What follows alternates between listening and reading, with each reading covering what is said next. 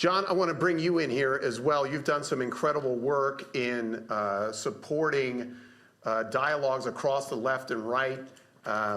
You had a terrific piece in the Quillette blog recently, responding to Ben Shapiro and a point that he was making that as long as conservatives have the facts on their side, that's really going to win the day. And I think you made a very compelling point that it's not just about the head, it's about the heart of the voters that we're going after. And certainly when you hear the president, as we just did, he's a very passionate person for the things that he believes in and how he understands America's role in the world. And so even that, you know, he's not just coming from the head with facts, he's also thinking about connecting to the heart. And I wonder if you could speak to that and really connect that kind of conversation to how conservatives should be communicating. Yeah, thank you very much, Pete. Thank you for the question.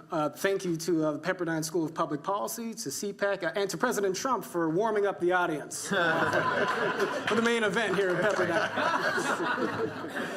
And I appreciate you referencing that piece. What that article was basically about was the fact that we tend to look at politics as a polemical sort of exercise, as a debate sort of exercise. And we would like to think that the person who has the most facts and who has the strongest sort of debate position is going to be able to sort of win the political battle at the end of the day.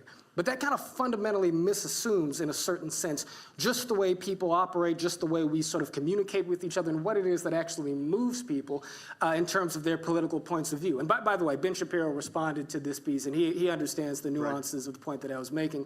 It's something that people get. But we don't focus on it enough, and I think that's relevant in part to what has happened to the Republican Party in the state of California. Now, I live in South Los Angeles, erstwhile South Central Los Angeles, right? And it's an interesting thing because when we look at the media, we see these big narratives about, left versus right. We look at all the ways in which we have to disagree, all the ways in which we have to oppose each other on all of these vital points. But when you get to the community level, you see stories being told that go beyond, the sorts of high-level partisan differences that we have and show us that there is an opportunity for us to rebuild civil society around shared values and around shared interests. And so what do I mean by that? Social psychologist Jonathan Haidt says that the human mind is not a logic processor, it's a story processor. I can tell you stories about conservatives in South Los Angeles, in Watts, in inner city LA, who are running schools, after-school programs, who are working with law enforcement, building relationships with the community.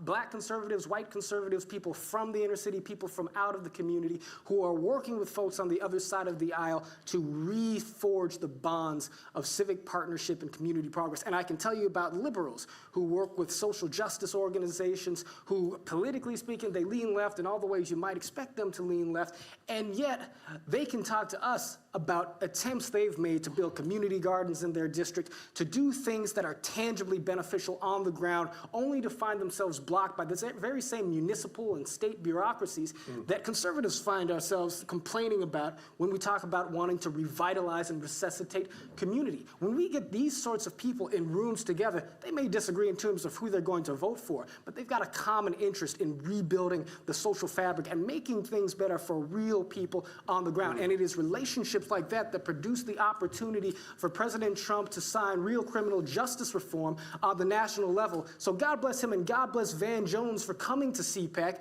and being honest about the fact that people who are really concerned with making a difference in America can see past their ideological disagreements to do the things that need to be done in people's real lives. That's the sort of conservatism that I believe in, and that's the sort of conservatism that'll bring things back in California.